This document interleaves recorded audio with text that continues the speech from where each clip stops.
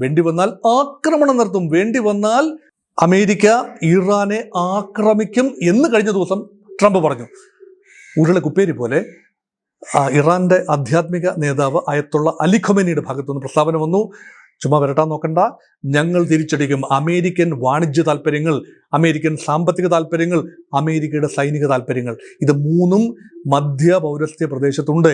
Iran ഒരുപക്ഷെ ഇറാന്റെ മണ്ണിൽ നിന്നും നേരെ മിസൈൽ അയച്ച് അമേരിക്കയിൽ വരെ ഡെലിവറി ചെയ്യാനുള്ള കപ്പാസിറ്റി ഇല്ലായിരിക്കാം.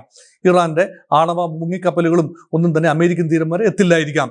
ഇറാന്റെ ബാറ്റിൽ ഷിപ്സ്, എന്താണ്, എയർക്രാഫ്റ്റ് കാരിയേഴ്സ് അമേരിക്ക വരെ ചെന്ന് ബോംബിടാനുള്ള കപ്പാസിറ്റി ഇല്ലായിരിക്കാം.